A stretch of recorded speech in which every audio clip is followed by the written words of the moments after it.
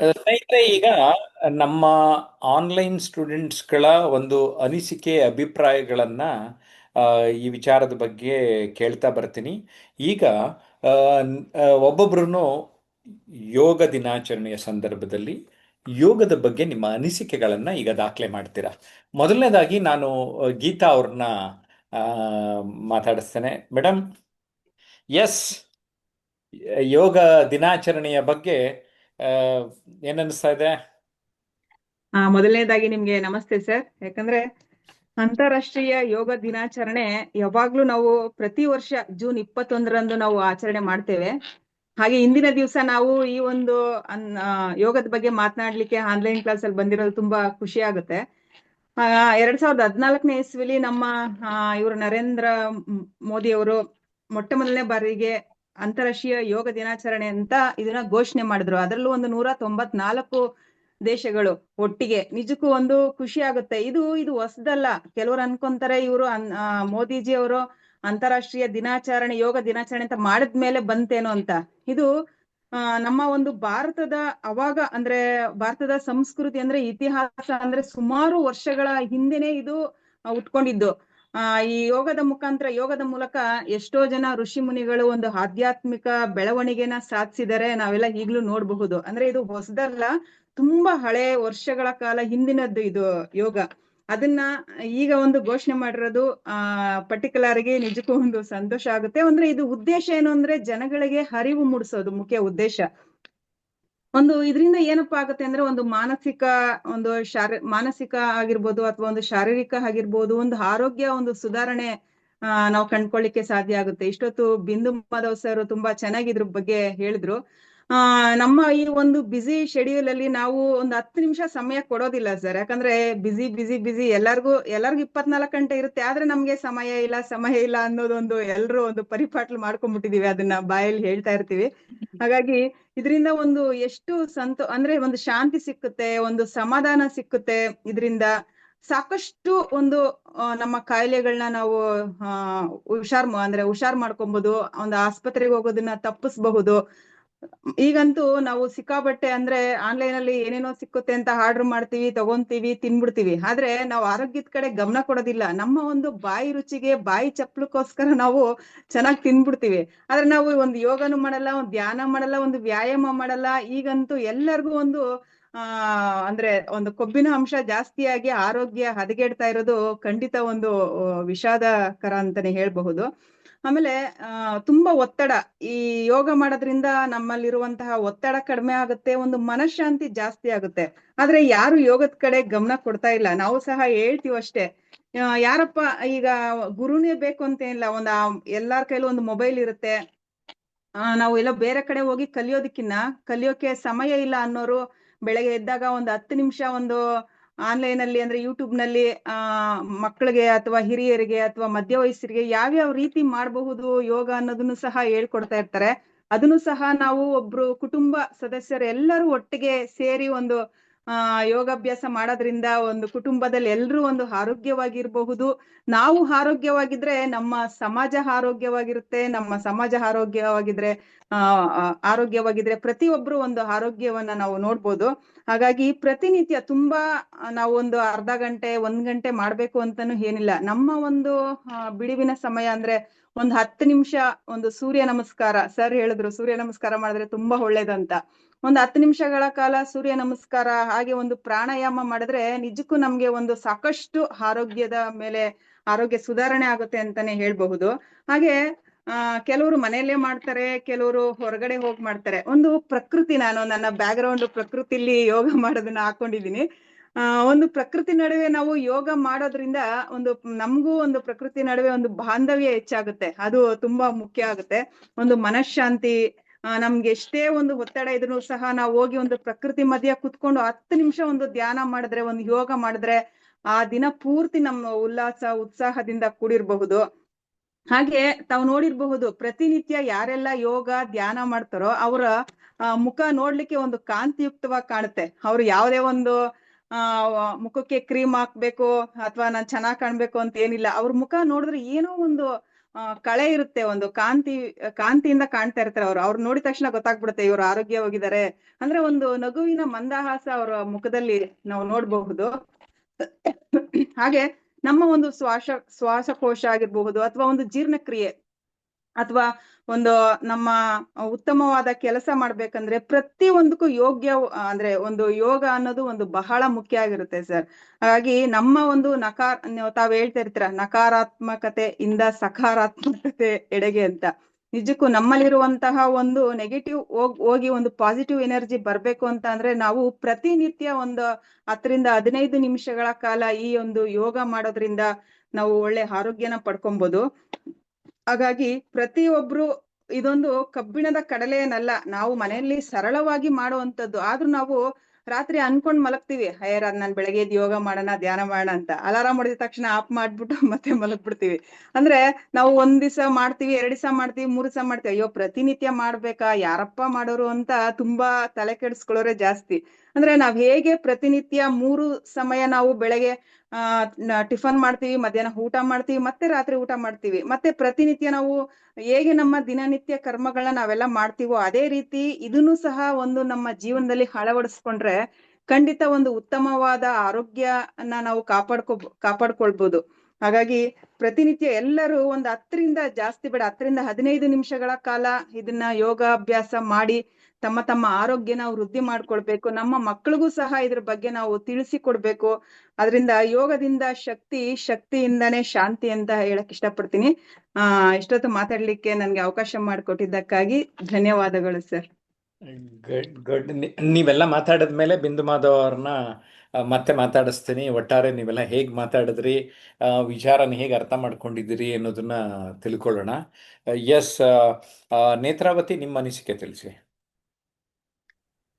ನಮಸ್ತೆ ಸರ್.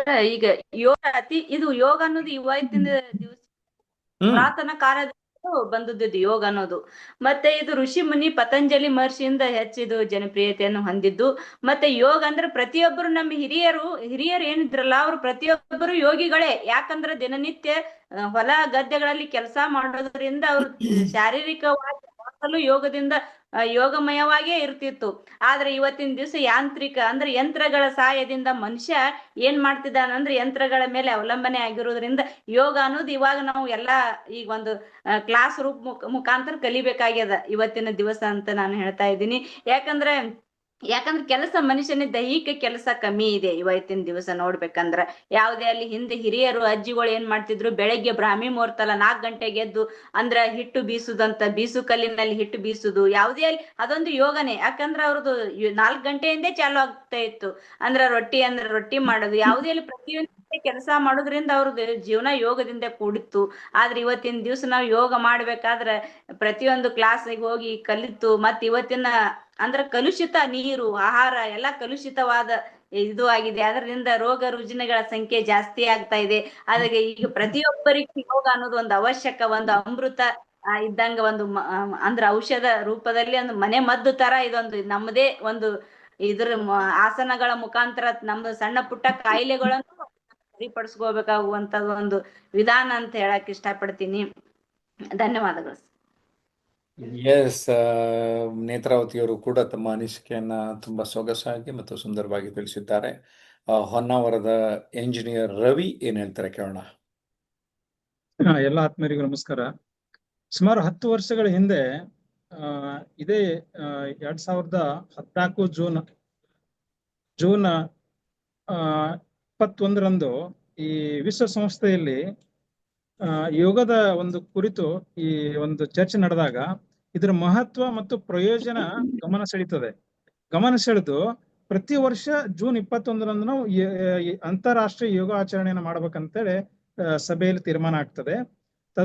ಹೀಗಾಗಿ ಅದೇ ರೀತಿಯಲ್ಲಿ 2025 ಈ ವರ್ಷ ಕೂಡ ನಾಳೆ ಜೂನ್ 21ರಂದು ಅಂತಾರಾಷ್ಟ್ರೀಯ ಯೋಗ ದಿನಾಚರಣೆಯನ್ನು ಆಚರಣೆ ಮಾಡ್ತಾ ಇದ್ದೇವೆ.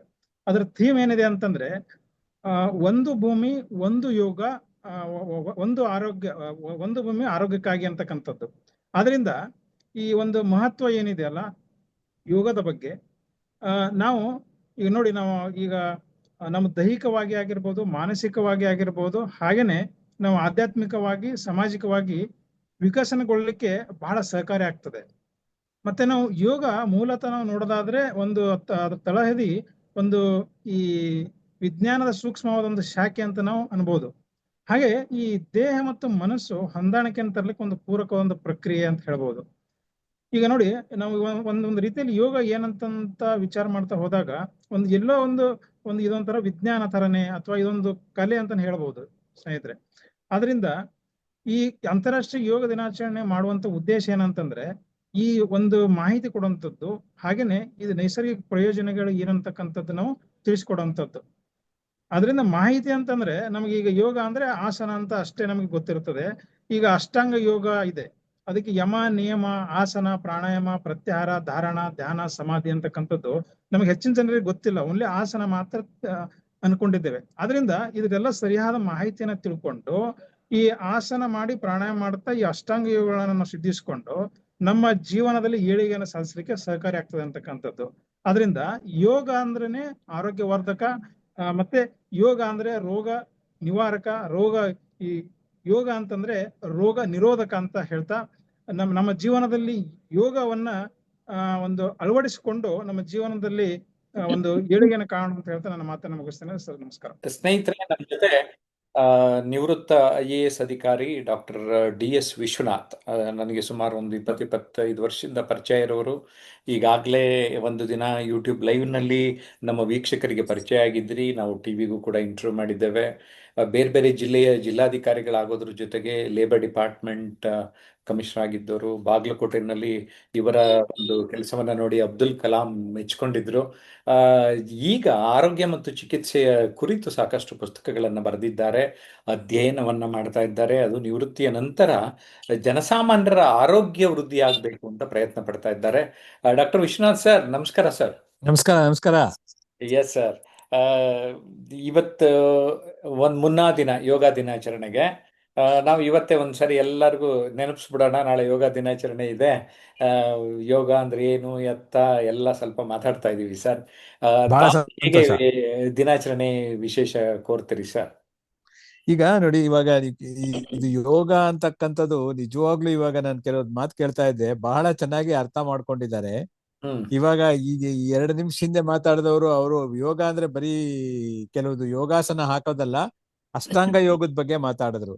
ಸತ್ಯವಾಗ್ಲೂ ನಿಜವಾಗ್ಲೂ ಕೂಡ ಯೋಗ ಹಿಂದೆಂದಿಗಿಂತಲೂ ಇಂದು ಬಹಳ ಸೂಕ್ತವಾಗಿದೆ. ಯಾಕೆಂದ್ರೆ ಬಹಳಷ್ಟು ಜನಕ್ಕೆ ಆರೋಗ್ಯ ಇಲ್ಲದೆ ಇರ್ಲಿಕ್ಕೆ ಕಾರಣ ಅಂತಂದ್ರೆ ಅವರಿಗೆ ದೈಹಿಕ ಶ್ರಮ ಇಲ್ಲದೆ ಇರ್ತಕ್ಕಂಥದ್ದು. ದೈಹಿಕ ಶ್ರಮ ಅಂದ್ರೆ ಮೂಗು ಮುರಿಯೋ ಅಂತ ಕಾಲ ಅನ್ನೋ ಪರಿಸ್ಥಿತಿನಲ್ಲಿ ನಾವಿವತ್ತು ಜೀವನ ಮಾಡ್ತಾ ಇದೀವಿ. ಇದು ಬರೀ ನಮ್ಮ ದೇಶದಲ್ಲಿ ಅಷ್ಟೇ ಅಲ್ಲ, ಇದು ಇಡೀ ಪ್ರಪಂಚದಲ್ಲಿ. ಹಾಗಾಗಿ ಯೋಗಕ್ಕೆ ಇವಾಗ ಅತಿ ಹೆಚ್ಚು ಮಹತ್ವವನ್ನ ನೀಡಿದಾಗ ನಮ್ಮ ಆರೋಗ್ಯವನ್ನ ಕಾಪಾಡಿಕೊಳ್ಳೋದ್ರಲ್ಲಿ ಅತ್ಯಂತ ಸಹಾಯಕಾರಿ ಅಂತಕ್ಕಂಥದ್ದು ನನ್ನ ಅನಿಸಿಕೆ ಅಲ್ಲ, ನನ್ನ ಅಭ್ಯಾಸ ಕೂಡ. ಯಾಕೆಂದ್ರೆ ನಾನು ದಿನಾಗ್ಲೂ ಕೂಡ ಯೋಗ ಮಾಡದೇನೆ ನನ್ನ ದಿನಚರಿಯನ್ನ ಮುಂದುವರ್ಸಲ್ಲ. ಯಾಕೆಂದ್ರೆ ಯೋಗದಿಂದ ಏನಾಗುತ್ತೆ ನಮ್ಗೆ ಬಹಳ ಮುಖ್ಯವಾಗಿ ನೋಡಿ, ಯೋಗ ಕೇವಲ ನಮ್ಮ ದೈಹಿಕ ಸ್ಥಿತಿಯನ್ನೆಲ್ಲ ಮಾನಸಿಕ, ಭಾವನಾತ್ಮಕ ಮತ್ತು ನಮ್ಮ ಸ್ಪಿರಿಚುವಲ್ ಅಂತ ಹೇಳ್ತೀವಿ, ಅಂದ್ರೆ ನಮ್ಮ ಉದ್ದೀಪನ ಕಾರ್ಯಕ್ರಮಗಳನ್ನೆಲ್ಲ ಅದನ್ನು ಆಕ್ಟಿವೇಟ್ ಮಾಡ್ತಕ್ಕಂಥ ಶಕ್ತಿ ಇರ್ತಕ್ಕಂಥದ್ದು ಯೋಗಕ್ಕೆ. ನಮ್ಗೆ ಯೋಗ ಮಾಡೋದ್ರಿಂದ ನಾವು ತುಂಬಾ ಚೆನ್ನಾಗಿ ಆಳವಾಗಿ ಉಸಿರಾಡೋದ್ರಿಂದ ನಮ್ಮ ಲಂಗ್ಸ್ಗೆ ಆರೋಗ್ಯ ಸಿಕ್ಕರೆ, ನಡೆಯೋದ್ರಿಂದ ನಮ್ಮ ಹೃದಯಕ್ಕೆ ಆರೋಗ್ಯ ಸಿಕ್ಕರೆ, ಯೋಗದಿಂದ ನಮ್ಮ ಎಲ್ಲಾ ಅಂಗಾಂಗಗಳಿಗೂ ಆರೋಗ್ಯ ಸಿಗುತ್ತೆ. ಎಲ್ಲಾ ಕಾಯಿಲೆಗಳಿಗೂ ಅದರಲ್ಲಿ ಪರಿಹಾರ ಇದೆ. ಆದ್ರೆ ಯೋಗ ಅನ್ನೋದು ಇವತ್ತು ಏನಾಗಿದೆ ಅಂದ್ರೆ, ನಮ್ಮವರು ಹೇಳಿದಾಗ ಅದನ್ನ ಕೇಳಲಿಲ್ಲ, ಈಗ ಬೇರೆಯವರು ಹೇಳಿದಾಗ ನಾವು ಅದನ್ನ ಅಕ್ಸೆಪ್ಟ್ ಮಾಡ್ತೀವಿ ಅಂತ ಅನ್ನೋ ಪರಿಸ್ಥಿತಿ ಎಲ್ಲಾ ವಿಷಯಗಳಲ್ಲೂ ಇದ್ದಾಗ ಯೋಗಕ್ಕೂ ಅದು ಅನ್ಯಾಯ ಆಗುತ್ತೆ. ಅಂಥದ್ರಲ್ಲಿ ನೀವು ಇದನ್ನ ಒಂದು ದಿವಸದ ಈ ಮಾತುಕತೆ ಮುಖಾಂತರ ಯೋಗ ದಿವಸದ ಹಿಂದಿನ ದಿವಸ ಇದನ್ನ ಜನಗಳಿಗೆ ತಿಳಿಸ್ತಾ ಇರ್ತಕ್ಕಂಥ ಬಹಳ ಬಹಳ ಶ್ರೇಯಸ್ಕರವಾದ ವಿಷಯ ಅಂತ ನಾನು ತಿಳ್ಕೊಳ್ತೀನಿ. ಅದೇ ರೀತಿಯಲ್ಲಿ ಯೋಗ ಇವತ್ತು ನಮಗೆ ಆಶ್ಚರ್ಯಕರ ಆಗೋ ರೀತಿಯಲ್ಲಿ ನನ್ನ ಜೊತೆ ಕಾರ್ಯನಿರ್ವಹಿಸ್ತಾ ಇದ್ದವರು ಅವರ ಒಂದು ಬಿಡುವಿನ ವೇಳೆಯಲ್ಲಿ ಯೋಗ ಟೀಚರ್ ಆಗಿ ಕೆಲಸ ಮಾಡ್ತಾ ಇದ್ದಾರೆ. ನನಗೆ ಬಹಳ ಬಹಳ ಖುಷಿ ಆಯ್ತು. ಯಾಕೆ ಅಂದ್ರೆ ಯೋಗ ಟೀಚರ್ ಆಗಿ ಕೆಲಸ ಮಾಡ್ತಕ್ಕಂಥದ್ದು ಬರೀ ಅವರ ದೈಹಿಕ ಆರೋಗ್ಯ ನೋಡ್ಕೊಳ್ಳೋದಷ್ಟೇ ಅಲ್ಲ, ಇತರರಿಗೆ ದೈಹಿಕ, ಮಾನಸಿಕ ಮತ್ತು ಭಾವನಾತ್ಮಕ ಆರೋಗ್ಯವನ್ನ ನೀಡುವ ನಿಟ್ಟಿನಲ್ಲಿ ಅವರ ಪ್ರಯತ್ನ ಪರಿಶ್ರಮ ನಡೀತಿದೆಯಲ್ಲ, ಅದೆಲ್ಲ ಸ್ವಾಗತಾರ್ಹ. ನಿಮಗೂ ಸಹ ಭಗವಂತ ಇದೇ ರೀತಿ ಹೆಚ್ಚೆಚ್ಚು ಅವಕಾಶಗಳನ್ನ ಬೇರೆಯವರಿಗೆ ನೀಡತಕ್ಕಂತ ಶಕ್ತಿ ಕೊಡ್ಲಿ ಅಂತೇಳಿ ಹೇಳ್ತಾ ನಾನು 2 ಮಾತು ಮುಗಿಸ್ತೀನಿ. ನಮಸ್ಕಾರ ಜಯಪ್ರಕಾಶ್. ನಮಸ್ಕಾರ ಸರ್, ಧನ್ಯವಾದ ತಮ್ಮ ಸಮಯವನ್ನು ಕೊಟ್ಟು ನಮ್ಮಲ್ಲಿ ಜಾಯಿನ್ ಆಗಿದ್ದು. Thank you sir, thank you. ವೀಕ್ಷಕರೇ, ಆರೋಗ್ಯ ಮತ್ತು ಚಿಕಿತ್ಸೆ ಕುರಿತು 3 ಪುಸ್ತಕಗಳನ್ನು ಬರೆದು ಅದನ್ನು ಒಂದು ಬಂಡಲ್ನಲ್ಲಿ ನೀಡಿದ್ದಾರೆ. ನಾನು ಕೂಡ ಅದನ್ನು ತಿರುವು ಹಾಕಿದ್ದೇನೆ. ಪೂರ್ತಿ ಇನ್ನೊಂದು ಸ್ವಲ್ಪ ಅಧ್ಯಯನ ಮಾಡೋದಿದೆ. ಜನಸಾಮಾನ್ಯರಿಗೆ ಸರಳವಾಗಿ ಅರ್ಥವಾಗುವ ರೀತಿಯಲ್ಲಿ ಡಾಕ್ಟರ್ ವಿಶ್ವನಾಥ್ ತಿಳಿಸಿದ್ದಾರೆ. ಅವ್ರಿಗೆ ನಾನು ಈಗ ಸುಮ್ಮನೆ ಜಸ್ಟ್ ಸೋಷಿಯಲ್ ಮೀಡಿಯಾ ನೋಡ್ತಾ ವಾಟ್ಸ್ಯಾಪಲ್ಲಿ ಬಿಡುವಿದ್ರೆ ಬನ್ನಿ ಸರ್ ಅಂದೆ. ಅವರು ಬಿಡು ಮಾಡಿಕೊಂಡು ಬಂದರು. Thank you very much sir. Sir, Thank you, ನಮಸ್ತೆ. ನಿಮ್ಮ ಪುಸ್ತಕಗಳು ಎಲ್ಲಿ ಸಿಗುತ್ತೆ ಅಂತ ಒಂದು ಮಾತು ಹೇಳಿ. ಈಗ ನನಗೆ ಇದರಲ್ಲಿ ಕೆಲವುದು ಪುಸ್ತಕ ಮಳಿಗೆಗಳಲ್ಲಿ ಕೊಟ್ಟಿದ್ದೀನಿ. ಆದ್ರೂ ಯಾರಿಗಾರು ನನ್ನ ನಂಬರ್ ಕೊಡಿ, ಬೇಕು ಅಂದ್ರೆ ನಾನು ಅವರಿಗೆ ಅದನ್ನ ಕಳಿಸ್ಕೊಡ್ತೀನಿ. ಏನ್ ಓಕೆ ತೊಂದ್ರೆ ಇಲ್ಲ. ಸ್ನೇಹಿತರೆ, ನನಗೆ ಸಂಪರ್ಕ ಮಾಡಿ, ನಾನು ಸರ್ ಕಾಂಟ್ಯಾಕ್ಟ್ ಕೊಡ್ತಾನೆ ಯಾರಿಗೆ ಪುಸ್ತಕ ಓಕೆ ಬೇಕು ಓಕೆ ಓಕೆ ಅವ್ರಿಗೆ. ಎಸ್ ಸರ್, ಧನ್ಯವಾದ. Thank you thank you thank you. ಧನ್ಯವಾದ. Thank you sir, thank you very much. Yes, Premlata ಅವರೇ, ಎಲ್ಲ ನಮ್ಮ ಮಾತುಗಳನ್ನು ಕೇಳಿಸ್ಕೊತಾ ಇದ್ರಿ. ಪ್ರೇಮ್ಲತಾ ಅವ್ರಿಗೆ ಕೆಲವು ಸಮಯ ನೀಡ್ತಾನೆ. ಸರ್ ನಮಸ್ಕಾರ ಸರ್, ಯೋಗ ದಿನದ ಶುಭಾಶಯಗಳು. ಹ್ಮ್. ಸರ್ 2015ರಲ್ಲಿ ಜೂನ್ 21ನೇ ತಾರೀಕು ನರೇಂದ್ರ ಮೋದಿ ಅವರು ಯೋಗ ದಿನ ಅಂತ ಹೇಳಿ ಪ್ರಾರಂಭ ಮಾಡ್ತಾರೆ. ಹ್ಮ್. ಯೋಗ ಬಲ್ಲವನಿಗೆ ರೋಗವಿಲ್ಲ ಅಂತ ಹೇಳ್ತಾರೆ. ಹಿಂದಿನ ಕಾಲದಿಂದ ನಮ್ಗೆ ಸ್ಕೂಲಲ್ಲಿ ಪಾಠ PT ಮಾಸ್ಟರ್ ಅಂತ ಇರ್ತಿದ್ರಲ್ಲ ಸರ್, ಅವ್ರು ಹೇಳ್ಕೊಡೋರು ಯೋಗ ಹೌದೇನ್ರಿ? ಬಲ್ಲವನಿಗೆ ರೋಗವಿಲ್ಲ. Good good. ಹ್ಮ್. ಆಮೇಲೆ ಪ್ರತಿದಿನ ಯೋಗ ಮಾಡೋದ್ರಿಂದ ಮಾನಸಿಕ ಹಾಗೂ ದೈಹಿಕ ಆರೋಗ್ಯ ಕಾಪಾಡ್ಕೊಳ್ಳಬಹುದು. ಮತ್ತೆ ಯೋಗದಿಂದ ಮನಸ್ಸು ಉಲ್ಲಾಸವಾಗುತ್ತದೆ, ದೇಹಕ್ಕೆ ಒಳ್ಳೆ ಚೈತನ್ಯ, ಒಳ್ಳೆ ಉರುಪು ಬರುತ್ತೆ. ಖರ್ಚಿಲ್ದೆ ಯೋಗ ನಮ್ಮ ಉತ್ತಮ ಆರೋಗ್ಯವನ್ನ ಕಾಪಾಡುತ್ತೆ ಸರ್. ದುಡ್ಡು ತಗೊಂಡೋದ್ರೆ ಹಾಸ್ಪಿಟಲ್ ಅಲ್ಲಿ ನೋಡ್ತಾರೆ. ನಾವ್ ಯಾರ ಹತ್ರನಾದ್ರು ಕಲ್ತಿರೋಂತ ಹಳ್ಳಿಗಳಲ್ಲಿ ಸಾಮಾನ್ಯವಾಗಿ ಎಷ್ಟ್ ಕಲ್ತಿರ್ತಾರ ಅಂತವ್ರ ಹತ್ರ ಒಂದ್ ಯೋಗ ಕಲ್ತ್ರೆ ನಮಗೆ ಖರ್ಚಿಲ್ದೆ ಒಳ್ಳೆ ಯೋಗ ಹೇಳ್ಕೊಡ್ತಾರೆ ಸರ್. ಅದರಿಂದ ಒಳ್ಳೆ ನಮಗೆ ಯಾವುದೇ ತರದ ಕಾಯಿಲೆ ಬರ್ದಂಗೆ ಕಾಪಾಡ್ಕೋಬಹುದು. ಹಾಗೆ ಅದ್ರ ಜೊತೆಗೆ ನಾವು ಒಂದು ಹಿತಮಿತವಾದ ಊಟನು ಸಹ ಮಾಡ್ಬೇಕಾಗುತ್ತೆ ಸರ್. ಯೋಗ ಮಾಡ್ತೀವಿ ಅಂತ ಹೇಳ್ಬಿಟ್ಟು ನಮ್ಗೆ ಎಷ್ಟ್ ಬೇಕಷ್ಟು ತಿನ್ಬಿಟ್ಟು ಹೋಗಿ ನಾವು ಯೋಗ ಮಾಡಕ್ ಹೋದ್ರೆ ಅದಕ್ಕೆ ಅನಾಹುತ ಜಾಸ್ತಿ ಆಗುತ್ತೆ ಸರ್. ನಾವು ಏನು ಅಂದ್ರೆ ಬೆಳಗ್ಗೆ ಫುಡ್ ನಾರ್ಮಲ್ ಆಗಿ ಏನ್ ತಗೋಬೇಕು ಅದನ್ನ ತಗೊಂಡು ನಾವು ಒಂದು ಯೋಗ ಮಾಡಿ, ನಮಗೆ ಯೋಗ ಗುರು ಚೇತನ್ ಸರ್ ಹೇಳ್ಕೊಟ್ಟಿರೋದೇ ಆಗೈತೆ ಸರ್. ತುಂಬಾ ಚೆನ್ನಾಗಿ ಹೇಳ್ಕೊಡ್ತಿದ್ರು, ನಾವು ಕಲಿತಾ ಇದ್ವಿ. ಇವಾಗ ಸ್ವಲ್ಪ ಹೋಗ್ತಾ ಇಲ್ಲ. ಅವ್ರ ಕ್ಲಾಸ್ ಸ್ಟಾರ್ಟ್ ಮಾಡಿದ್ರೆ ಮತ್ತೆ ಹೋಗ್ಬೇಕು ಅಂತ ಅನ್ಕೊಂಡಿದೀವಿ. ಮತ್ತೆ ಎಲ್ಲಾ ಸೇರ್ಕೊಂಡ್ ಮಾಡ್ಬೇಕು ಸರ್, ಒಬ್ಬೊಬ್ರೆ ಮಾಡಕ್ಕೂ ಆಗಲ್ಲ ಸರ್ ಇದು ಯೋಗನ. ಚೆನ್ನಾಗಿರುತ್ತೆ ಸರ್. ಯೋಗ ಮಾಡೋದ್ರಿಂದ ನಮ್ಗೆ ಒಳ್ಳೆ ಉರುಪು, ಮತ್ತೆ ನಮ್ಗೆ ಒಂದು ದೈಹಿಕವಾಗಿ, ಮಾನಸಿಕವಾಗಿ, ಮತ್ತೆ ಯಾವ್ದ್ಯಾವ್ದು ಕಾಯಿಲೆಗಳಿಗೆ ಯಾವ್ಯಾವ ತರ ಯೋಗಾಸನ ಮಾಡ್ಬೇಕು ಅಂತ ಎಲ್ಲ ಹೇಳ್ಕೊಡ್ತಾರೆ. ಮತ್ತೆ ನಮ್ಗೆ ಅದ್ರಲ್ಲಿ ತುಂಬಾ ಇಷ್ಟವಾದ್ದು ಧ್ಯಾನ ತುಂಬಾ ಚೆನ್ನಾಗಿರುತ್ತೆ ಸರ್. ಆಮೇಲೆ ಸೂರ್ಯ ನಮಸ್ಕಾರ, ಇಡೀ ಯೋಗ ಮಾಡೋದು ಒಂದೇ, ಸೂರ್ಯ ನಮಸ್ಕಾರ ಮಾಡೋದು ಒಂದೇ ಸರ್. ಇಡೀ ಯೋಗ ಮಾಡೋದು ಎಲ್ಲ ಒಂದಿದು ಸೂರ್ಯ ನಮಸ್ಕಾರದಲ್ಲಿ ಇರುತ್ತೆ. ಪ್ರತಿನಿತ್ಯ ಒಂದು ಸಾರಿ ಸೂರ್ಯ ನಮಸ್ಕಾರ ಮಾಡಿದ್ರೆ ಅದರಲ್ಲಿ 12, 13 ಆಸನಗಳು ಇರ್ತವೆ. ಅದನ್ನೆಲ್ಲ ಮಾಡಿದ್ರೆ ಅದು ಒಂದು ದಿನನಿತ್ಯದಲ್ಲಿ ನಾವು ಅದನ್ನ ಒಂದ್ ಮಾಡಿದ್ರೆ ಸಾಕು ಸರ್, ನಮಗೆ ಅರ್ಧ ಮನಸ್ಸು ನಮಗೆ ಉಲ್ಲಾಸ ಕೊಡುತ್ತೆ ಸರ್ ಸೂರ್ಯ ನಮಸ್ಕಾರದಿಂದ. ಧ್ಯಾನ ತುಂಬಾ ಚೆನ್ನಾಗಿರುತ್ತೆ ಸರ್. ನಾವು ಯೋಗಾಸನ ಮಾಡಿ ಲಾಸ್ಟಿಗೆ ಒಂದು ಧ್ಯಾನ ಅಂತ ಮಾಡ್ತಾರೆ ಸರ್. ಅದ್ರಲ್ಲಿ ನಮಗೆ ಏನಾಗುತ್ತೆ ಏನು ಅನ್ನೋದೇ ಗೊತ್ತಿಲ್ಲ, ಮೈಯೆಲ್ಲ ರೋಮಾಂಚನ. ರೋಮಾಂಚನ ಒಳ್ಳೆ ಪದ ಹೇಳ್ಬಿಟ್ರೆ ಮುಂಚೆನೆ. ಹೌದು ಸರ್. ಆ ರೋಮಾಂಚನ ಅನುಭವಿಸಿದ್ದೀರಾ ನೀವು? ಹೌದು ಸರ್, ತುಂಬಾ ಚೆನ್ನಾಗಿ ಅನ್ಭವಿಸಿದೀನಿ ಸರ್. ನನಗೆ ಅಷ್ಟು ಚೆನ್ನಾಗಿ ನಮ್ ಗುರುಗಳು ಯೋಗಾಸನ ಹೇಳ್ಕೊಟ್ಟಿದ್ದಾರೆ ಸರ್, ಚೇತನ್ ಗುರುಜಿ ಅಂತ. ನನಗೆ ಅವ್ರಿಗೂ ಈ ಇದರಿಂದ ಒಂದು ಧನ್ಯವಾದಗಳನ್ನ ಹೇಳ್ತೀನಿ ಸರ್. ನನಗೆ ಗೊತ್ತಿರ್ಲಿಲ್ಲ ಯೋಗಾಸನ ಅಂದ್ರೆ ಏನು ಎಂತು ಅಂತ ಹೇಳಿ ಅಂತ. ಸ್ವಲ್ಪ ಸ್ವಲ್ಪ ಹೇಳ್ಕೊಡೋದಷ್ಟೇ. ಆಮೇಲೆ ಎಲ್ಲ ಜಾಸ್ತಿ ಇಷ್ಟಪಡ್ತಿದ್ದು ಶವಾಸನ. ಯಾಕೆಂದ್ರೆ ಮಾಡಾದ್ಮೇಲೆ ಸ್ವಲ್ಪ ಹೊತ್ತು ಒಂದು 10-20 ನಿಮಿಷ ರಿಲ್ಯಾಕ್ಸ್ ಆಗೋಗ್ಬಿಡುತ್ತೆ ಎಲ್ಲ. Relax sir. ಹೌದು, ಎಲ್ಲ ಗೊರ್ಕೆನೆ ಹೊಡಿಯೋರು ಎಷ್ಟೋ ಜನ. ನಮಗೆ ನಗು ಬರೋದ್ ನೋಡಿ ಹಿಂಗೆ ಅಷ್ಟು ರಿಲ್ಯಾಕ್ಸ್ ಆಗೋರು ಸರ್. ಅದು ತುಂಬಾ ಧ್ಯಾನ ಮಾತ್ರ ಸಖತ್ ಚೆನ್ನಾಗಿರುತ್ತೆ ಸರ್. ಅದು ಹೇಳಕ್ಕೆ ಅಷ್ಟು ಬಿಂದುಮಾದವರೇ ಮೈಕ್ ಆನ್ ಮಾಡ್ಕೊಳ್ಳಿ, ಅನ್ಮ್ಯೂಟ್ ಮಾಡಿ. ಈಗ ನಮ್ಮ ಆನ್ಲೈನ್ ಸ್ಟೂಡೆಂಟ್ಸ್ ಎಲ್ಲ ಮಾತಾಡಿದ ಮೇಲೆ ನಮ್ಮ ಯೋಗ ಗುರುಗಳಾದ ಬಿಂದು ಮಾಧವ ಅವರು ಒಟ್ಟಾರೆ ಇವರೆಲ್ಲರ ಮಾತುಗಳನ್ನ ಸಮಪ್ ಮಾಡಿ ಮಾತಾಡಬೇಕು ಅಂತ ವಿನಂತಿ ಮಾಡ್ತೇನೆ. ಎಸ್ ಬಿಂದು ಮಾಧವ ಸರ್. ನಮಸ್ಕಾರ ಸರ್. Yes sir. ಈಗ ಎಲ್ಲಾ ಬಂಧುಗಳು ಏನ್ ಮಾತಾಡಿದಾರಲ್ಲ ಎಲ್ಲ ಚೆನ್ನಾಗಿ ಮಾತಾಡಿದ್ದಾರೆ, ಎಲ್ಲ ಬಲ್ಲವರು. ಇದರಿಂದ ಅವರವರ ಆರೋಗ್ಯ ತುಂಬಾ ಚೆನ್ನಾಗಿ ನೋಡ್ಕೋತಾರೆ. 100% ಸತ್ಯ. ಅವರು ಅಷ್ಟು ಬಲ್ಲವರಾಗಿದ್ದಾರೆ. ಒಂದಂದ್ರೆ ನಮ್ಗೆ ನಮ್ಮ ಆರೋಗ್ಯ ಜೊತೆಗೆ ಇನ್ನೊಬ್ಬರ ಆರೋಗ್ಯ ಸುಧಾರಣೆ ಹೇಗ್ ಮಾಡ್ಬೇಕು, ಅವ್ರಿಗೇನ್ ಅಡ್ವೈಸ್ ಮಾಡ್ಬೇಕು, ಹ್ಮ್ ಅದನ್ನ ಕಲ್ಕೊಂಡ್ರೆ ಈ ಯೋಗ ದಿನಾಚರಣೆ ಅನ್ನೋದು ಸ್ವಲ್ಪ ಅನುಕೂಲ ಆಗ್ತದೆ. ಯೋಗ ದಿನಾಚರಣೆ ಅನ್ನೋದು ಬಹಳ ಜನರು ಏನ್ ಮಾಡ್ತಾರೆ ಅಂದ್ರೆ, ಇವತ್ತು 108 ಸೂರ್ಯ ನಮಸ್ಕಾರ ಮಾಡ್ಬಿಡ್ತಾರೆ, ಮಲ್ಕೊಂಡ್ಬಿಡ್ತಾರೆ. ನಾನು ನೋಡಿದ್ದೀನಿ. ಸೊ 108 ನಮಸ್ಕಾರ ಮಾಡೋದು, ಸೂರ್ಯ ನಮಸ್ಕಾರ ಮಾಡೋದು, ಮಲ್ಕೊಂಡ್ಬಿಡೋದು, ಇದು ಆಗ್ಬಾರ್ದು. ಪ್ರತಿನಿತ್ಯ ಒಂದು ಲಿಮಿಟ್ ಅಲ್ಲಿ ಯೋಗಾಸನವನ್ನು ಮಾಡ್ಬೇಕು. Correct correct. ಪ್ರತಿನಿತ್ಯ ಒಂದು ಲಿಮಿಟ್ ಅಲ್ಲಿ, ಅವರವ್ರ ಲಿಮಿಟ್ ಅಲ್ಲಿ ಪ್ರಾಣಾಯಾಮ ಮಾಡ್ಬೇಕು. ಹ್ಮ್ ಅವ್ರವ್ರ ಲಿಮಿಟ್ ಅಲ್ಲಿ ಯೋಗ ನಿದ್ರೆ, ಧ್ಯಾನ, ಅವ್ರು ಏನೇನ್ ಬರುತ್ತೋ ಎಲ್ಲ ಮಾಡಿ ಒಂದು 40 ನಿಮಿಷ, ಒಂದು ದಿವಸಕ್ಕೆ 40 ನಿಮಿಷ ಮಾಡಿದಾಗ ಅವರಿಗೆ ಒಂದು ಜೀವ ಇಡೀ ದಿವಸ ಉಲ್ಲಾಸಮಯವಾಗಿ ಕಾಣ್ತದೆ. ಆಮೇಲೆ ಇನ್ನೊಂದು ಏನ್ ಮಾಡ್ತಾರೆ, ಯೋಗಾಸನ ಅಂತಂದ್ರೆ ಬೆವರು ಬಂದ್ಬಿಡ್ಬೇಕು, ಮತ್ತೊಂದು ಮಾಡ್ಬೇಕು, ಎಲ್ಲ ಈ ಏನ್ ಹೇಳಿದ್ರಲ್ಲ, ಈಗ ಇವರೆಲ್ಲ ತಿಳಿದವರೇ ಇದ್ದಾರೆ, ಇವ್ರಿಗೆಲ್ಲ ಗೊತ್ತಿದೆ. ಬಟ್ ನಾನು ಜನರಲ್ ಆಗಿ ಎಲ್ರಿಗೂ ಹೇಳ್ತಾ ಇರೋದು ಏನಂದ್ರೆ, ಬೆವರು ಬಂದ್ಬಿಡ್ಬೇಕು, ಅದೆಲ್ಲ ಬೆವರು ಸೆಟ್ ಆಗ್ಬೇಕು, ಇದೆಲ್ಲ ಕಾನ್ಸೆಪ್ಟ್ ಇದೆ. ಸೊ ಅದೇನು ಬೇಕಾಗಿಲ್ಲ. ಅವ್ರವ್ರ ಲಿಮಿಟ್ ಅಲ್ಲಿ ಕೆಲವ್ರಿಗೆ ತಾನೇನೆ ಬೆವರು ಬರುತ್ತೆ. ಒಬ್ಬೊಬ್ರದ್ದು ಒಂಥರ ದೇಹ ಇರ್ತದೆ. ಕೆಲವ್ರಿಗೆ ತಾನೇ, ಕೆಲವ್ರಿಗೆ ಎಷ್ಟು ಮಾಡಿದ್ರು ಬೆವರು ಬರೋದಿಲ್ಲ. ಸೊ ಆದ್ರಿಂದ ಆಯಾಸ ಆಗ್ಲಾರ್ದಂಗೆ ದಿನನಿತ್ಯ ಪ್ರತಿಯೊಂದು ಆಸನದ ಜೊತೆಗೆ ವಿಶ್ರಾಂತಿ ತಗೊಂಡು ಮಾಡಿದಾಗ ಅವ್ರಿಗೇನಾಗತ್ತೆ ಅಂದ್ರೆ ಇಡೀ ದಿವಸ ಉಲ್ಲಾಸಮಯವಾಗಿರ್ತದೆ. ಇದಕ್ಕೆ ಯೋಗಾಸನ ಅಂತ ಹೇಳ್ಬೋದು. ಒಂದು ಇದ್ರ ಜೊತೆಗೆ ಯಮ ನಿಯಮ ಅಂತ ಹೇಳಿದ್ರು ನಮ್ ರವಿ ಸರ್. ಯಮ ನಿಯಮ ಏನ್ ಹೇಳಿದ್ರಲ್ಲ, ಯಮ ನಿಯಮ ಅದನ್ನ ಅಳವಡಿಸಿಕೊಳ್ಳೇಬೇಕು. ಆ ಯಮ ನಿಯಮ ಅಳವಡಿಸ್ಕೊಂಡಾಗ ಏನಾಗತ್ತೆ ಅಂತಂದ್ರೆ, ನಮ್ಮ ಮನಸ್ಸು, ಆಮೇಲೆ ಆಹಾರ ವಿಹಾರ, ಮನಸ್ಸು ಶುದ್ಧವಾಗಿರ್ತದೆ. ಇದೆಲ್ಲ ಶುದ್ಧವಾಗಿ ಇಟ್ಕೊಂಡಾಗ ಏನಾಗತ್ತೆ, ಆಸನದ ರಿಸಲ್ಟ್ ಚೆನ್ನಾಗಿ ಸಿಗುತ್ತೆ. ಆಮೇಲೆ ಇದೇ ರೀತಿ ನಾನು ಈ ಮೊದ್ಲು ಹೇಳ್ದಂಗೆ, ಇನ್ನೊಬ್ಬರ ಉನ್ನತಿ ನೋಡಿ, ಇನ್ನೊಬ್ಬರ ಶ್ರೇಯಸ್ಸನ್ನು ನೋಡಿ ಖುಷಿ ನಾವೇನ್ ಪಡ್ತೀವೋ, ಆವಾಗ ನಮ್ಗೆ ಇನ್ನೂ ಹೆಚ್ಚು ದೇವರು ಅನುಕೂಲ ಮಾಡ್ಕೊಡ್ತಾನೆ. ಅಂದ್ರೆ ಇಲ್ಲಿ ಒಳ್ಳೇದು ಕೆಟ್ಟದ್ದು, ನಕಾರಾತ್ಮಕತೆ ಸಕಾರಾತ್ಮಕತೆ, ನೀವು ಉತ್ತಮವಾದ ವಿಚಾರಗಳು, ಉತ್ತಮವಾದ ನಂಬಿಕೆಗಳು, ಇವೆಲ್ಲವೂ ಕೂಡ ಆರೋಗ್ಯದ ಮೇಲೆ ಪ್ರಭಾವ ಬೀರುತ್ತೆ ಅಂತ ಹೇಳ್ತೀರಾ? 100%. ಎಲ್ಲಾದ್ರೂ ಈ ನಾವು ಯಾವಾಗ ಧನಾತ್ಮಕವಾಗಿ ಯೋಚನೆ ಮಾಡ್ತೀವೋ, ಆವಾಗ ನಮ್ಮ ಆರೋಗ್ಯದ ಮೇಲೆ 100ಕ್ಕೆ 100 ಇದು ಪ್ರಭಾವ ಬೀರುತ್ತೆ. ಸೊ ಆದ್ರಿಂದ ಇದನ್ನು ನಾವು ಅಳವಡಿಸ್ಕೋಬೇಕು ಪ್ರತಿಯೊಂದು ಹಂತದಲ್ಲೂ. ಯೋಗ ಕರ್ಮಸು ಕೌಶಲಂ ಅಂತ ಇದೆ ಪತಂಜಲಿ ಅವ್ರದ್ದು.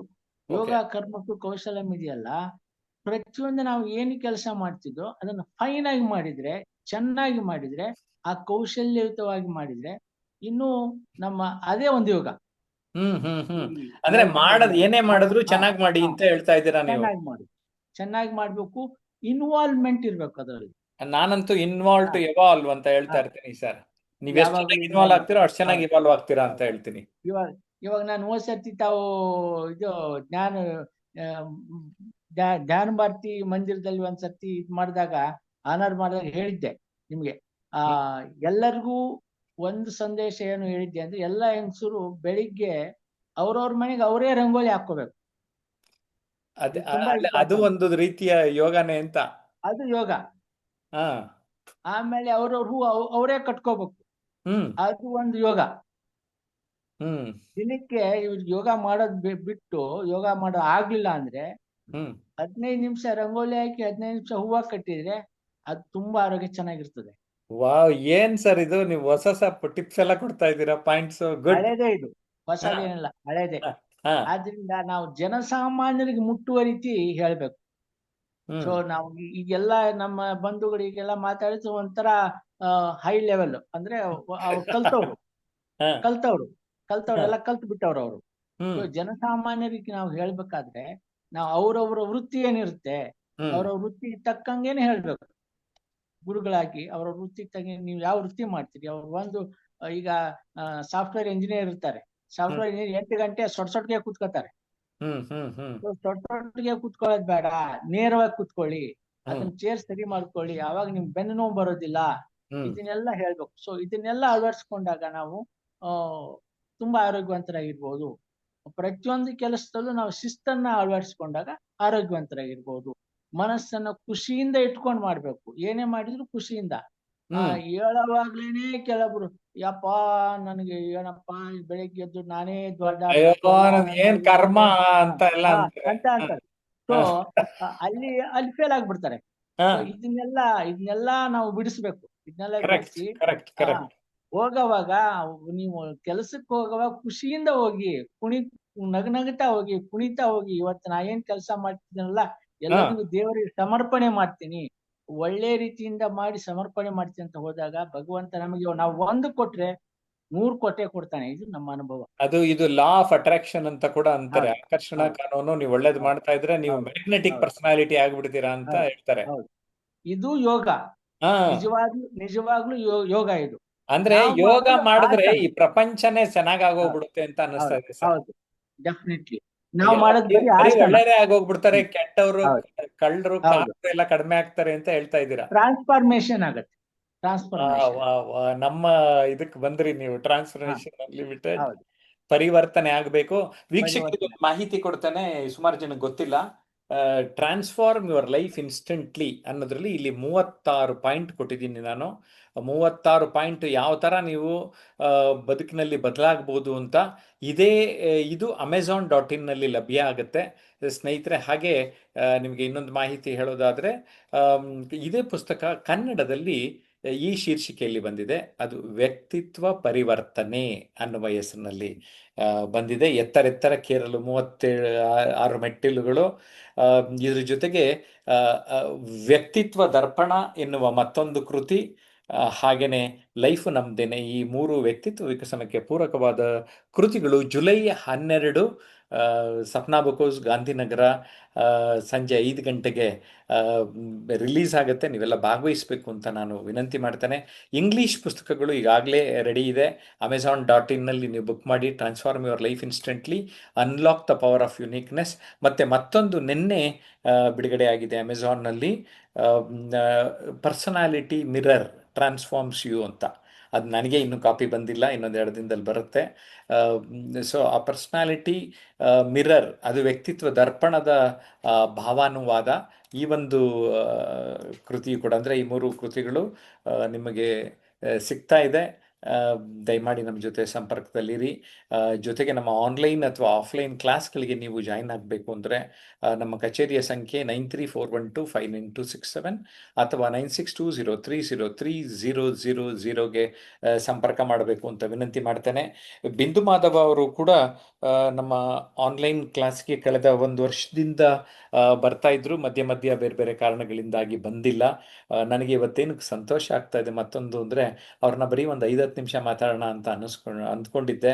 ಆದರೆ ಇವತ್ತು 15ರಿಂದ 20 ನಿಮಿಷನೋ 30 ನಿಮಿಷನೋ ನಮ್ಮೆಲ್ಲರ ಪ್ರಶ್ನೆಗಳಿಗೆ ಉತ್ತರಗಳನ್ನು ಹೇಳಿದ್ದಾರೆ. ಸರ್, ನನಗಂತೂ ತುಂಬ ಖುಷಿಯಾಗಿದೆ ಸರ್. ನೀವು ನಾನು ಜಾಸ್ತಿ ಹೊತ್ತು ಮಾತಾಡಲ್ಲ, ಒಂದು 5-10 ನಿಮಿಷ ಅಂತ ಅಂದಿದ್ರಿ. ಆದರೆ ಇಷ್ಟೊತ್ತು ಎಲ್ಲರ ಜೊತೆ ಮಾತಾಡಿದಾಗ ಹೇಗನ್ನಿಸ್ತು ಸರ್? ನೀವು ಮಾತಾಡ್ಸಿದ್ರಿ ಅನಿಸ್ತು. ಸೊ ಮಾತಾಡಿದ್ರೆ ಎಲ್ಲರೂ ಮಾತಾಡ್ಬಿಡಲ್ವಲ್ಲ ಸರ್?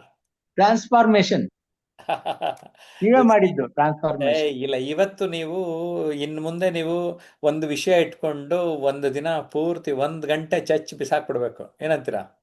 ಆಗ್ಬೋದು ಸರ್. Okay, good. ನನಗಂತೂ ಖುಷಿಯಾಗಿದೆ.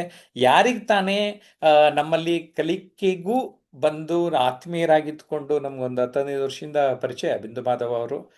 ಅವರ ಯೋಗ ಶಾಲೆಗೆ ನನ್ನ 2-3 ಸರಿ ಅತಿಥಿಗಳಾಗಿ ಕರೆದಿದ್ದಾರೆ. ಜೊತೆಗೆ ಗ್ರ್ಯಾಟಿಟ್ಯೂಡ್ ಫಂಕ್ಷನ್ನಲ್ಲಿ ಕೂಡ ಇವರು ಇಡೀ ತಮ್ಮ ಯೋಗ ತಂಡದ ಜೊತೆಗೆ ಬಂದು ಗಾಯನವನ್ನೆಲ್ಲ ಪ್ರಸ್ತುತಪಡಿಸಿದರು.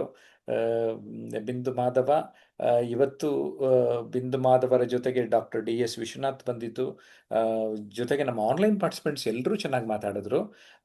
ಒಟ್ಟಾರೆ ಒಂದು ಕನ್ಕ್ಲೂಷನ್ ರಿಮಾರ್ಕ್ಸ್ ಥರ ನಾನು ಗೀತಾ ಅವ್ರಿಗೆ ಮಾತಾಡೋದಕ್ಕೆ ಹೇಳ್ತೇನೆ. ಎಸ್ ಗೀತಾ, ಒಟ್ಟಾರೆ ಹೇಗನ್ನಿಸ್ತಮ್ಮ? ಸರ್, ಇವತ್ತಿನ ಟಾಪಿಕ್ ತುಂಬಾ ಚೆನ್ನಾಗಿತ್ತು. ಅಂದ್ರೆ ಒಂದು ಯೋಗದ ಬಗ್ಗೆ ಇವರು ಬಿಂದು ಮಾಧವ್ ಸರ್ ತುಂಬಾ ಚೆನ್ನಾಗಿ ಹೇಳಿದ್ರು. ಅದು ಈಗಿನ ಒಂದು ಕಾಲಘಟ್ಟಕ್ಕೆ ಬೇಕು ಸರ್ ಯೋಗ ಅನ್ನೋದು. ಆಮೇಲೆ ಒಂದು ರಂಗೋಲಿ ಉದಾಹರಣೆ ಕೊಟ್ಟು ಹೇಳಿದ್ರು. ಹೌದು, ಆಗಿನ ಕಾಲದಲ್ಲಿ ಯಾರು ಒಂದು ಯೋಗ ಅಂದ್ರೆ ಹಿರಿಯರು, ನಮ್ಮ ಹಿರಿಯರು ಯೋಗ ಅನ್ನೋದು ಮಾಡ್ತಾ ಇರ್ಲಿಲ್ಲ. ಅಂದ್ರೆ ಅವರು ದೈಹಿಕವಾಗಿ ಶ್ರಮ ಪಡ್ತಾ ಇದ್ರು. ಹಾಗೆ ಒಂದು ಮನೆ ಮುಂದೆ ದೊಡ್ಡದಾಗಿ ಒಂದು ರಂಗೋಲೆ ಬಿಡಿಸ್ತಾ ಇದ್ರು. ನಾವು ಕೂತ್ಕೊಂಡು ರಂಗೋಲೆ ಬಿಡಿಸೋದ್ರಿಂದ ನಮ್ಮ ಹೊಟ್ಟೆ ಕರಗುತ್ತೆ, ಮತ್ತೆ ಸ್ನಾಯುಗಳು ಚೆನ್ನಾಗಿ ಕೆಲಸ ಮಾಡುತ್ತೆ. ನಿಜಕ್ಕೂ ನಾನು ನಮ್ಮ ಮನೆ ಮುಂದೆ ಖಂಡಿತ ರಂಗೋಲೆ ಮೊದ್ಲಿಂದ ಬಿಡ್ತಾ ಇದ್ದೀನಿ. ಸೊ ತುಂಬಾ ಚೆನ್ನಾಗಿ ಹೇಳಿದ್ರು. ಪ್ರತಿಯೊಬ್ರು ಇನ್ ಮುಂದೆ ಆದ್ರೂ ಕಲರ್ ಪೇಂಟ್ ತಂದು ಮನೆ ಮುಂದೆ ಬಿಡೋ ಬದಲು ಈ ರಂಗೋಲಿನ ಮನೆ ಮುಂದೆ ಬಿಟ್ರೆ ಅದ್ರಲ್ಲೂ ಒಂದ್ ಸ್ವಲ್ಪ ಅಕ್ಕಿ ಹಿಟ್ಟು ಮಿಕ್ಸ್ ಮಾಡಿ ಬಿಟ್ರೆ ಒಂದು ಇರುವೆಗಳಿಗೂ ಆಹಾರ ಆಗುತ್ತೆ, ನಮಗೂ ಒಂದು ದೈಹಿಕವಾಗಿ ಒಂದು ಯೋಗ ಮಾಡ್ದಂಗಾಗುತ್ತೆ. ಒಂದು ಒಳ್ಳೆ ಉದಾಹರಣೆ ಕೊಟ್ರು, ಹೇಳಿದ್ರು ಇನ್ ಮುಂದೆ ಎಲ್ಲಾರನ್ನು ರಂಗೋಲಿ ಬಿಡ್ಲಿ. ಹಾಗೆ ನಮ್ಮ ಹಿರಿಯರ್ನ ಹಾಗೆ ಒಂದು ಇವತ್ತಿನ ಒಂದು ಯೋಗದ ಬಗ್ಗೆ ತಗೊಂಡು ಟಾಪಿಕ್ ಮಾತ್ರ ತುಂಬಾ ಎಲ್ರು ಚೆನ್ನಾಗಿ ಮಾತಾಡಿದ್ರು ಸರ್. ನೇತ್ರಾವತಿ ಆಗಿರ್ಬಹುದು, ಪ್ರೇಮಲತಾ ಆಗಿರ್ಬಹುದು, ಹಾಗೆ ನಮ್ಮ ವಿಶ್ವನಾಥ್ ಸರ್ ಎಲ್ರು ಚೆನ್ನಾಗಿ ಮಾತಾಡಿದ್ರು. ಇವತ್ತು ತುಂಬಾ ಉಪಯೋಗ ಆಗೋಂಥದ್ದು ಈ ವಿಡಿಯೋನ ಖಂಡಿತ ಎಲ್ಲರೂ ನೋಡಿದ್ರೆ ಇನ್ ಮುಂದೆ ಆದ್ರೂ ಅವರು ಒಂದ್ ಸ್ವಲ್ಪ ನಾವು ಯೋಗ ಮಾಡ್ಬೇಕು ಅಂತ ಪ್ರತಿನಿತ್ಯ ಅಳವಡಿಸ್ಕೊಂತಾರೆ ಅಂತ ಹೇಳಕ್ ಇಷ್ಟಪಡ್ತೀನಿ ಸರ್. ಹಾಗೆ ಬಿಂದು ಮಾಧವ್ ಸರ್ ಸಾಕಷ್ಟು ನಮ್ಗೆ ವಿಚಾರಗಳನ್ನ ತಿಳಿಸಿದ್ದಾರೆ, ಅವ್ರಿಗೆ ಧನ್ಯವಾದ ಹೇಳಕ್ ಇಷ್ಟಪಡ್ತೀನಿ. ಪ್ರತಿಯೊಬ್ಬರಿಗೂ ಎಲ್ಲರಿಗೂ ಮಾತಾಡಿದವರೆಲ್ಲರಿಗೂ ಧನ್ಯವಾದ ಸರ್. ಓಕೆ, ವಂದನಾರ್ಪಣೆ. ತುಂಬಾ ಚೆನ್ನಾಗಿ ಮಾತಾಡಿದ್ರಿ. ಆದ್ರೂ ಯೋಗ ಶಿಕ್ಷಕಿ ಆಗಿರೋದ್ರಿಂದ ನೇತ್ರಾವತಿಯವ್ರಿಗೊಂದು ಒಂದೊಂದು ಕೊನೆಯ ಅವಕಾಶ ಕೊಡ್ತೇನೆ. ನಮಸ್ತೆ ಸರ್. ಮೊದಲು ಬಿಂದು ಮಾಧವ್ ಸರ್ ಅವರಿಗೆ ನಮಸ್ಕಾರ ಹೇಳ್ಬೇಕು. ಯಾಕಂದ್ರೆ ಅವರು ಬಹಳ ಎಕ್ಸ್ಪೀರಿಯನ್ಸ್ ಇರೋಂತ ವ್ಯಕ್ತಿಗಳು. ಅಂದ್ರ ಎಕ್ಸ್ಪೀರಿಯನ್ಸ್ನೇ ಇದಕ್ ಮಹತ್ವದ ಪಾತ್ರ ವಹಿಸ್ತದ. ಯಾಕಂದ್ರೆ ಬರೇ ಬಾಯಿಲೆ ಹೇಳಿ ಪುಸ್ತಕದಾಗ ಓದಿ ಮಾಡೋದಕ್ಕಿಂತ ಅವರು ಎಕ್ಸ್ಪೀರಿಯನ್ಸ್ ಪ್ರಾಕ್ಟಿಕಲ್ ಆಗಿ 20 ವರ್ಷ ಎಷ್ಟೋ ವರ್ಷದಿಂದ ಮಾಡ್ಕೊತ ಬಂದವ್ರು ಅವರು. ಯಾಕಂದ್ರೆ ಪ್ರಾಕ್ಟಿಕಲ್ ಆಗಿ ಮಾಡುದು ಮನುಷ್ಯನೇ ಎಕ್ಸರ್ಸೈಸ್ ಅಲ್ಲಿ ಜ್ಞಾನ ಹೆಚ್ಚಿರ್ತೈತಿ. ಬರೇ ಓದುದ್ರಿಂದಕ್ಕಿಂತಲೂ ಪ್ರಾಕ್ಟಿಕಲ್ ಮಾಡುವಂತ ವ್ಯಕ್ತಿಗೆ ಜ್ಞಾನ ಹೆಚ್ಚಿರ್ತೈತಿ. ಅವ್ರು ತುಂಬಾ ಚೆನ್ನಾಗಿ ಇದ್ರ ಬಗ್ಗೆ ತಿಳಿಸಿಕೊಟ್ರು. ಯಾಕಂದ್ರ ರಂಗೋಲಿ ಅಲ್ಲಿ ಹೂ ಕಟ್ಟುದಲ್ಲಿ, ಇವಾಗ ಹೂ ಕಟ್ಟುವ ವ್ಯಕ್ತಿಗಳನ್ನೇ ನಾವು ನೋಡ್ತಾ ಇಲ್ಲ ಮನೆಯೊಳಗ. ಅಲ್ಲಿ ಹಿಂದಿನ ದಿವಸದಲ್ಲಿ ಪ್ರತಿಯೊಬ್ಬರು ಅಂದ್ರೆ ಹಿತ್ತಲ ಅಲ್ಲಿ ಹೂ ಇಟ್ಟು ಹೂವನ್ನ ಹಾಕಿಸಿಂದ್ರ ಅದೊಂದು ದಿನ ಡೈಲಿ ರೆಗ್ಯುಲರ್ ಆಗಿ ಹೆಣ್ಣು ಮಕ್ಕಳು ಕಟ್ಕೊಳ್ಳೋದು. ಇವಾಗ ಎಲ್ಲಿ ಬರೇ ಕೊಂಡು ತರ್ತೀವಿ ಮಾರ್ಕೆಟ್ ನಲ್ಲಿ ಆ ಹೂವ ಇವು ಅಂತೇಳಿ. ಅಂದ್ರೆ ಈಗೆಲ್ಲಾ ಒಂದು ಮರ್ತು ಬಿಟ್ಟಿದೀವಿ ಇವತ್ತಿನ ಘಟ್ಟದಲ್ಲಿ ಅನಿಸ್ತದ. ಬರೇ ರೆಡಿಮೇಡ್ ಅಂತಾರಲ್ಲ ಆ ತರ ಆಗ್ಬಿಟ್ಟದ ಜೀವನ ಯಾಂತ್ರಿಕವಾಗಿ ಅಂತ ಹೇಳ್ತದ. ಮತ್ತೆ ಅದೇ ತರ ವಿಶ್ವನಾಥ್ ಸರ್ ಅವರು ತುಂಬಾ ಚೆನ್ನಾಗಿ ಹೇಳಿದ್ರು ಯೋಗ ಬಗ್ಗೆ. ಹಿಂದೆ ಒಮ್ಮೆ ಅವರು ನೀವು ಅತಿಥಿ ಗೆಸ್ಟ್ ಆಗಿ ಕರ್ಸಿದ್ರಿ ಅವರನ್ನು. ನಾವು ಇದ್ರ ಬಗ್ಗೆ ಮಾತಾಡ್ಲಿಕ್ಕೆ ತುಂಬಾ ಖುಷಿ ಅನಿಸ್ತದ ಅವ್ರ ಮಾತುಗಳು. ಮತ್ತೆ ಅದೇ ತರ ಪ್ರೇಮಲತಾ ಮೇಡಮ್ ಅವರು ತುಂಬಾ ಚೆನ್ನಾಗಿ ಹೇಳಿದ್ರು. ಮತ್ತೆ ಗೀತಾ ಮೇಡಮ್ ಅಂತರು ಅದ್ಭುತ. ತುಂಬಾ ಅವರು ಸುಧಾರಣೆ, ಅವ್ರ ಮಾತಿನಲ್ಲಿ ಅವರ ಪದಗಳ ಬಳಕೆ, ಅವರ ಕಾನ್ಫಿಡೆನ್ಸ್ ತುಂಬಾ ಚೆನ್ನಾಗಿದೆ. ಎಲ್ಲಾ ಒಟ್ಟಾರೆ ಹೇಳ್ಬೇಕಾದ್ರ ತುಂಬಾ ಚೆನ್ನಾಗಿ ಮೂಡಿ ಬಂತು ಇವತ್ತಿನ ದಿವಸ. ತುಂಬಾ ಖುಷಿ ಅನಿಸ್ತು. ಯಾಕಂದ್ರ ಖುಷಿಯಾಗಿರೋದೇ ಯೋಗ ಒಂದಂತ ಅನಿಸ್ತು. ಧನ್ಯವಾದ. ಈಗ ನಮ್ಮ ಸೆಂಟರ್ ಆಫ್ ಅಟ್ರಾಕ್ಷನ್ ಬಿಂದು ಮಾಧವ ಅವರು, ನಿಮ್ಮ ಕೊನೆಯ ಮಾತುಗಳು ಸರ್. ಸರ್, ಕೊನೆಯ ಮಾತುಗಳು. ಈಗ every day is international yoga day for me. Very good good good good good, ಕ್ಯಾ ಬಾತ್ ಹೇ. ನಮ್ಗೆಲ್ಲ ಜಾಸ್ತಿ ಆಚರಿಸ್ತೀವಿ, ನೀವು ಡೈಲಿ. ಇನ್ಫ್ಯಾಕ್ಟ್ ಉತ್ಸವ ಅಂದ್ರೆ ಅದು ನಿತ್ಯೋತ್ಸವ ಆಗಿರ್ಬೇಕು. ನಿತ್ಯೋತ್ಸವ ಆಗಿ. Yes sir. ಅದೇ ಗುಡ್ ಗುಡ್, ತುಂಬ ಚೆನ್ನಾಗಿ ಹೇಳಿದ್ರು. ಆತ್ಮೀಯರೇ, ನಿಮ್ಗೊಂದು ಮಾಹಿತಿ ಕೊಡ್ತೇನೆ. ಯೋಗದಲ್ಲಿಯೇ ಮತ್ತು ಆಧ್ಯಾತ್ಮ ಚಿಂತನೆ ಮಾಡಿದಂತಹ ಮಹಾ ಆಚಾರ್ಯ ರವಿಶಂಕರ್ ಜಿಯವರು SSY ಗುರೂಜಿಗಳಾಗಿದ್ದವರು. ಅವರು ಸುಮಾರು ನನ್ನ ಜೊತೆ ಅರ್ಧ ಗಂಟೆ ಮುಕ್ಕಾಲು ಗಂಟೆ ನಾಳೆನೇ June 21ಗೋಸ್ಕರ ಮಾತಾಡಿರುವಂಥದ್ದನ್ನು ನಾಳೆ ಬೆಳಿಗ್ಗೆ ನಾನು ವಿಡಿಯೋ ಪೋಸ್ಟ್ ಮಾಡಿರ್ತೇನೆ. ಆ ವಿಡಿಯೋ ಕೂಡ ನೀವೆಲ್ಲರೂ ನೋಡಿ.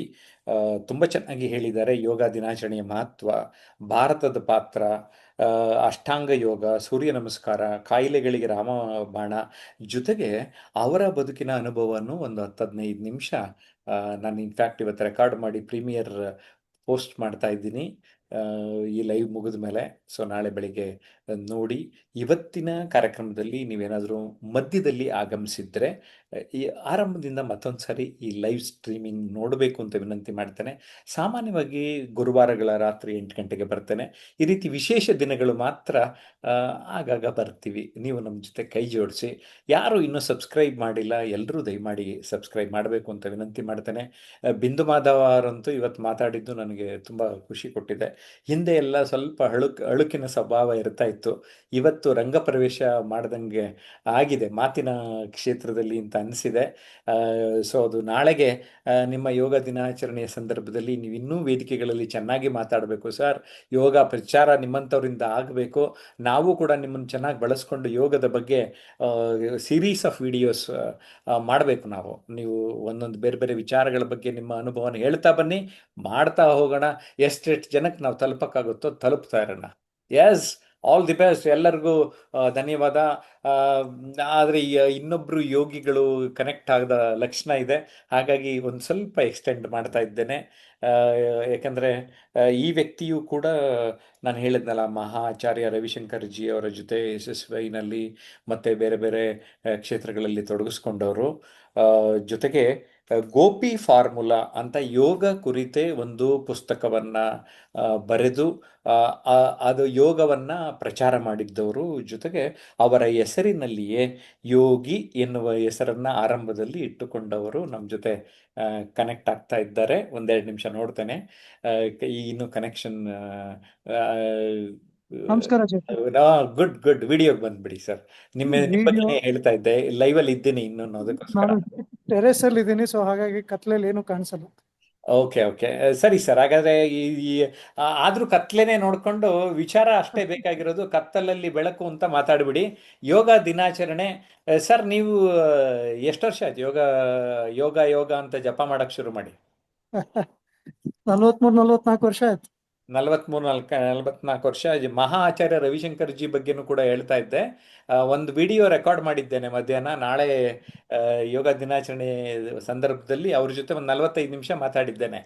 ಎಸ್ ಸರ್, ನಿಮ್ಮ ಒಂದು ಅನಿಸಿಕೆ ತಿಳಿಸಿ ಸರ್, ಯೋಗ ದಿನಾಚರಣೆಯ ಮಹತ್ವ. ಯೋಗ ದಿನಾಚರಣೆಯ ಶುಭಾಶಯಗಳು ಎಲ್ರಿಗೂ. ಯೋಗ ಕೇವಲ ಒಂದ್ ದಿವಸ ಆಗ್ಬಾರ್ದು, ಜೀವನದ ಭಾಗ ಆಗ್ಬೇಕು. ಎಷ್ಟಾಗುತ್ತೋ ಅಷ್ಟು ಸಣ್ಣ ಮಟ್ಟದಲ್ಲಾದ್ರೂ ಯೋಗವನ್ನ ಬದುಕಿನಲ್ಲಿ ರೂಢಿಸ್ಕೊಳ್ಳಿ. ಎಲ್ರಿಗೂ ಇವತ್ತು ಯೋಗ ಗೊತ್ತಿದೆ.